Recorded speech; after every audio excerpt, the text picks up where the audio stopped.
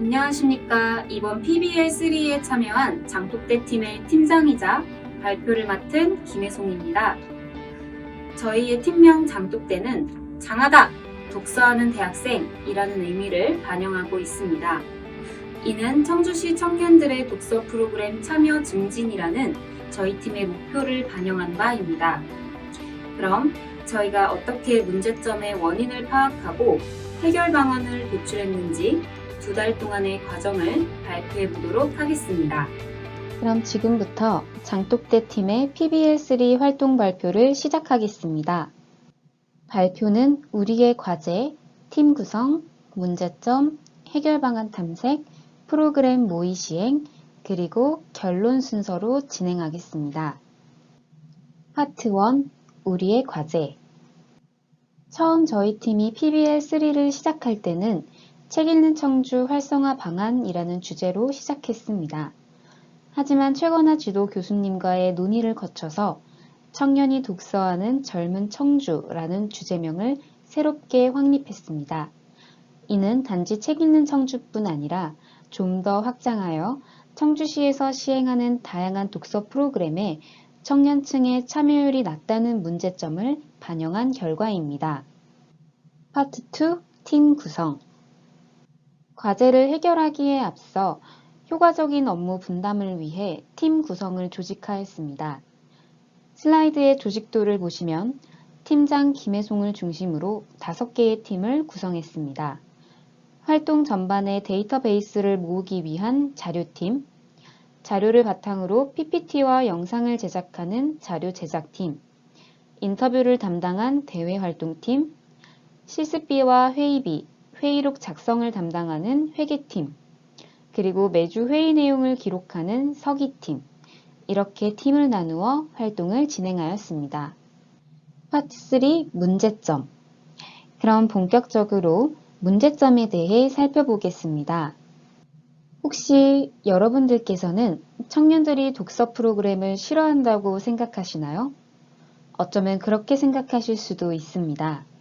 실제로 저희가 이번 PBL3 활동에서 맡게 된 문제점이 바로 청년들의 저조한 독서 프로그램 참여율이기 때문입니다. 2가지의 설문조사 결과를 통해서 청년들의 독서 프로그램 참여율을 알아볼 수 있습니다. 먼저 2019년에 이루어진 국민 독서 실태 조사에서는 독서 프로그램에 참여한 경험이 있는가?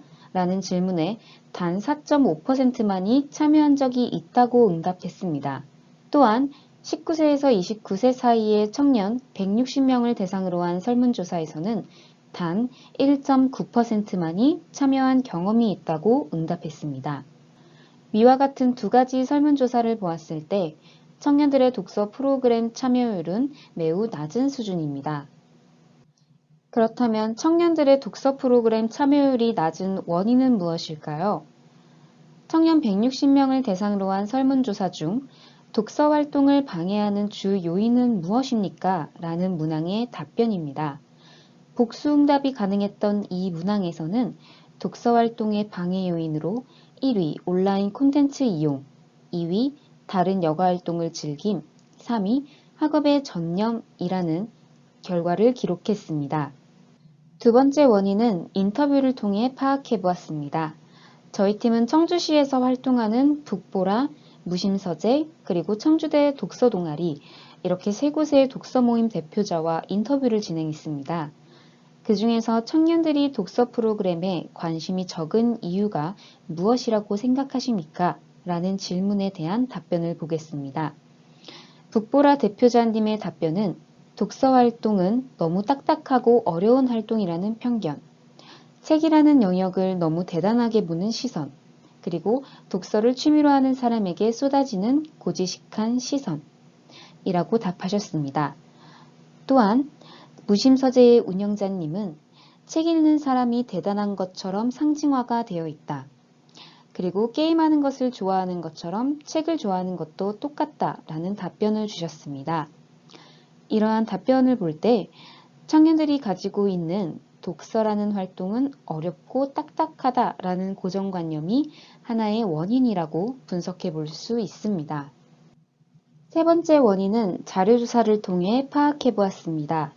먼저 160명의 청년 대상 설문조사 결과를 보면 독서 프로그램에 참여하지 않은 이유에 대해서 43.5%의 청년이 정보를 알지 못해서라고 답변했습니다. 이는 청년들이 독서 프로그램에 대한 흥미가 있음에도 쉽게 정보를 접하거나 홍보에 노출되지 않는다는 사실을 유추할 수 있습니다. 또한 현재 청주시립도서관은 전용 유튜브 채널을 운영하여 홍보 활동을 진행하고 있지만 똑같은 썸네일이 반복되는 영상이 업로드될 뿐입니다. 조회수도 1에서 100 사이를 오가며 낮은 점수를 기록하고 있습니다.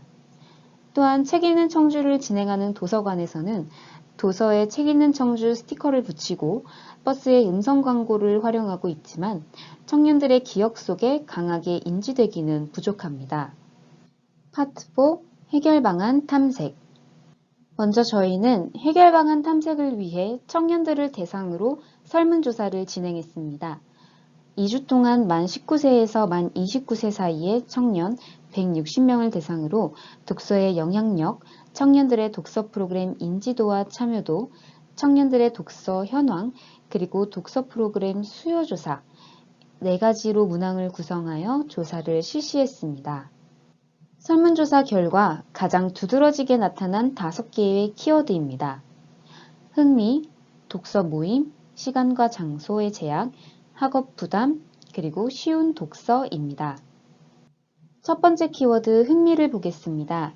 각자의 취향이 확실한 청년층은 기존의 독서 프로그램이 특정한 도서를 정해놓고 진행되는 것을 지루하게 느끼고 있었습니다.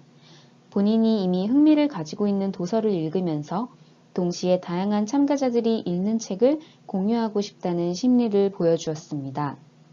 두 번째 키워드는 독서 모임입니다. 160명 청년 대상 설문조사에서 참여하고 싶은 독서 프로그램은 무엇입니까? 라는 질문에 1위 스터디 모임, 2위 책과 관련된 공예활동, 3위 소규모 독서 모임, 4위 독서회라는 결과를 보여줍니다. 여기서 소규모 독서 모임과 독서회는 1에서 5명의 사람들이 그룹을 이루어 함께 책을 읽고 책에 대한 이야기를 나눈다는 점에서 굉장히 비슷한 활동이라고 할 수 있습니다. 따라서 두 가지 활동을 함께 묶을 때 46.9%라는 높은 응답 결과를 도출할 수 있습니다. 세 번째 키워드는 시간과 장소의 제약입니다. 청년들은 자신들이 원하는 장소와 시간에서 독서를 즐기기를 원합니다. 이는 독서가 학업이나 다른 활동에 부담이 주지를 않기를 원하는 심리입니다. 또한 참고적으로 오프라인에서 독서 프로그램을 진행한다면 공공기관의 부속시설과 카페에서 진행하고 싶다는 의견이 높은 비율을 차지했습니다. 네 번째 키워드는 학업 부담입니다. 설문조사 응답자의 약 75%가 대학생인 점을 고려할 때 응답자들은 학업에 부담이 가지 않는 독서 활동을 선호했습니다. 다섯 번째 키워드는 쉬운 독서입니다. 청년들은 편안하게 참여할 수 있는 독서 프로그램을 원하며 독서 자체에 집중하고 싶다는 의견을 전달했습니다. 또한 꾸준히 참여하여 본인의 독서 습관을 기르고 싶다는 의견도 높았습니다.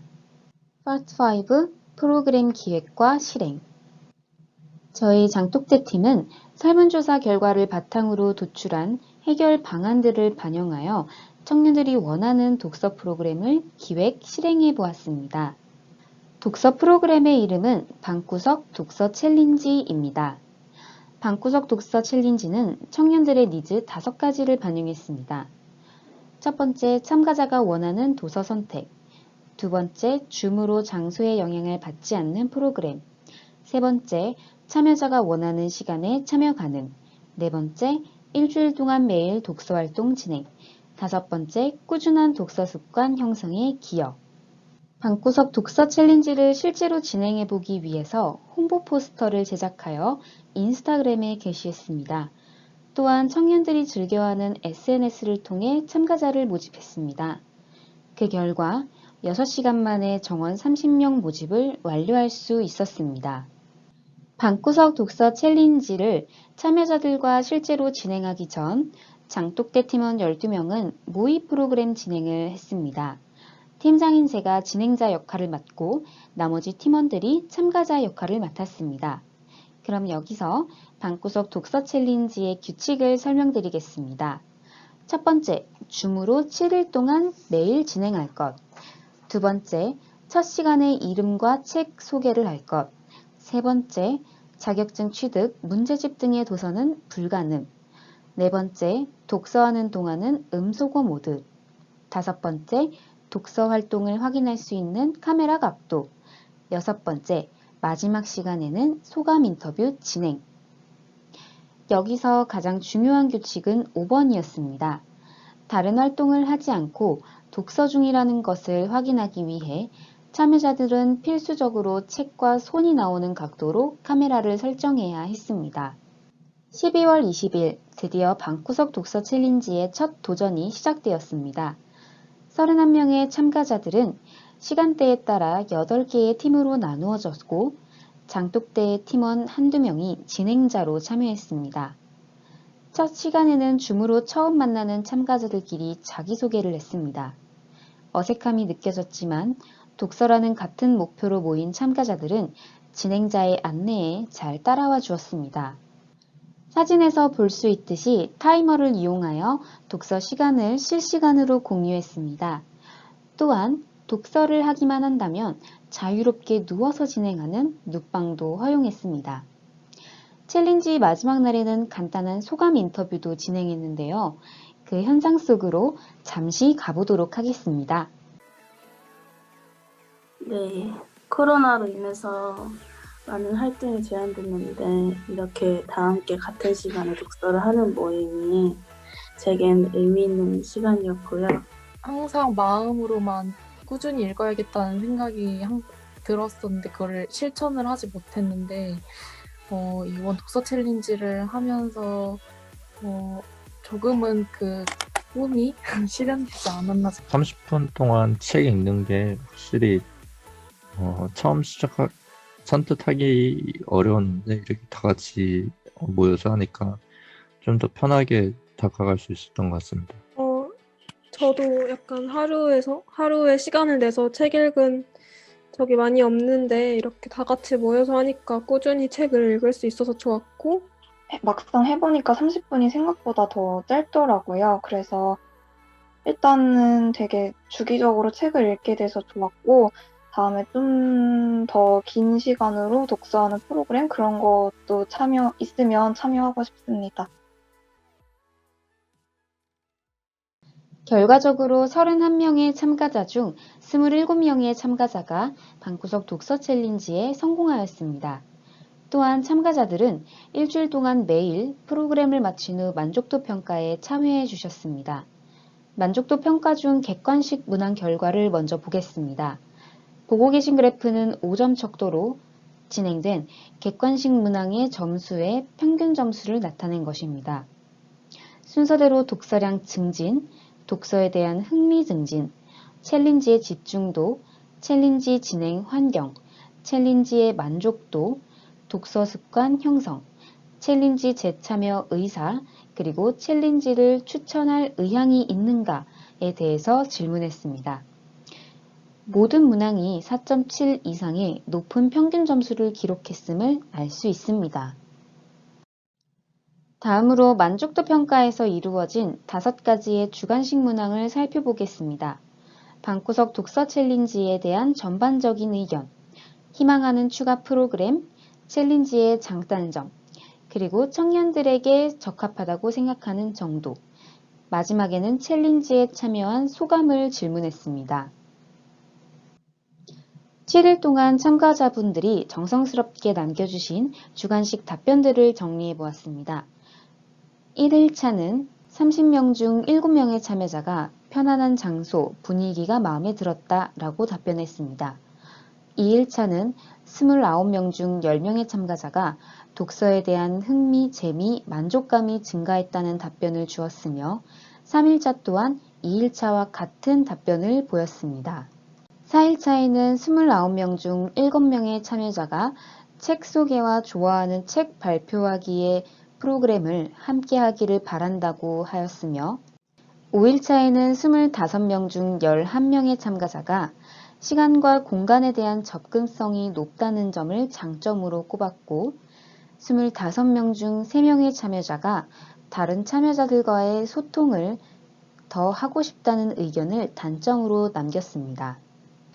6일차에는 23명의 참가자 중 7명의 참가자가 좋은 독서 습관을 형성할 수 있었다라는 의견을 보내주셨고, 마지막 7일차에서는 25명 중 11명의 참가자가 독서 습관을 기를 수 있었다라는 주관식 답변을 보내주셨습니다. 챌린지 참여자 의견 중 가장 인상 깊었던 의견들을 선정해 보았습니다.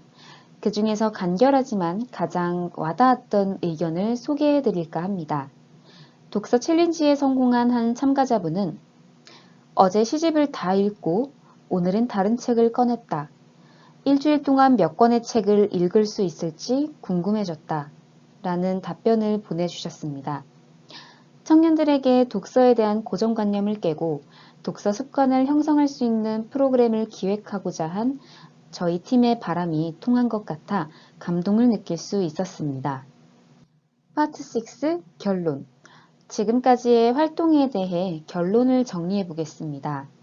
청년이 흥미를 가지고 적극적인 참여를 유도할 수 있는 독서 프로그램이란 크게 4가지의 특징을 가진다고 말할 수 있습니다. 첫 번째, 시간과 장소에 제약이 없음. 두 번째, 자유로운 도서 선정으로 흥미를 충족할 것. 세 번째, 부담 없는 진행 시간. 네 번째, 추가적인 커뮤니티. 여기서 네 번째의 추가적인 커뮤니티 구축은 챌린지 참여자들이 단점이라고 지적한 부분을 반영한 결과입니다. 일부의 참여자들은 다른 참여자들과의 소통이 부족함을 단점이라고 응답했습니다. 이 응답을 통해 독서 내용이나 추천 도서, 독서 환경 등을 다른 참여자들과 공유할 수 있는 커뮤니티가 필요함을 확인했습니다. 온라인 및 오프라인 커뮤니티를 형성함으로써 비단 방구석 독서 챌린지뿐만 아니라 지자체에서 시행하는 다른 독서 프로그램도 참여자들의 의견을 공유할 수 있으리라고 기대합니다. 마지막으로 독서 챌린지를 주관하는 주최자분들에게 꼭 제안하고 싶은 홍보 방안입니다. 그동안의 PBL3 활동을 통해 청년들은 생각보다 독서 활동의 필요성을 크게 느끼고 있었으며 독서 프로그램에 대한 호의적인 태도를 가지고 있다는 사실을 확인할 수 있었습니다. 이러한 인지와 태도를 행동으로 이끌어내기 위해서는 보다 적극적인 홍보가 필요합니다. 슬라이드에서 볼 수 있듯이 대학교와 지자체의 연합을 통하여 교내 홍보 활동을 활성화하는 행동이 필요합니다. 또한 많은 대학교에서 실시하는 비교과 프로그램에 독서 프로그램을 연계시킨 과목을 개성한다면 대학생들의 흥미를 이끌어내기에 좋은 방안이라고 생각합니다. 이번 PBL3 활동은 코로나의 급작스러운 확산으로 오프라인 활동에 많은 제약을 받았었지만 상황이 완화된다면 위와 같은 홍보 방안을 꼭 활용해보고 싶습니다. 지금까지의 발표는 크게 3단계로 진행되었습니다. 청주대학교 장독대팀은 청년들의 저조한 독서 프로그램 참여율이라는 문제점을 가지고 이 문제점을 해결하기 위해 청년들의 니즈를 반영한 독서 프로그램 기획, 실행을 해결 방안으로 도출했습니다. 그 결과 방구석 독서 챌린지라는 독서 프로그램을 실행하여 청년들의 독서 프로그램 참여율 고치, 그리고 청년들의 독서량 증진이라는 궁극적인 목표를 일부 달성했다고 할 수 있습니다. 코로나의 확산으로 아쉽게도 온라인 발표를 진행하였습니다. 그럼에도 긴 발표를 들어주신 여러분들께 진심으로 감사의 인사를 드리며 발표를 마치겠습니다. 장독대팀의 김혜송이었습니다. 이제 경진대회를 마지막으로 장독대팀의 PBL 활동이 마무리됩니다. 2달이 조금 넘는 시간 동안 12명의 팀원들이 고군분투한 순간들이 떠오릅니다. 문제 해결 시나리오 설계부터 교수님과의 논의 과정, 문제점 파악, 설문조사 진행, 그리고 프로그램 실행까지 모든 단계들이 쉽지는 않았습니다. 그러나 어려움 속에서도 우리 팀원들이 각자 맡은 임무를 열심히 수행해준 덕분에 좋은 활동 결과를 낼 수 있었다고 생각합니다. 또한 조언을 아끼지 않으신 최건아 지도교수님, 특성화센터의 여러 선생님분들, 인터뷰에 참가해주신 독서 모임 관계자분들, 그리고 방구석 독서 챌린지에 참가해주신 31명의 참가자분들께 진심으로 감사드립니다. 끝으로 저희의 부족한 발표 들어주셔서 여러분께 감사합니다.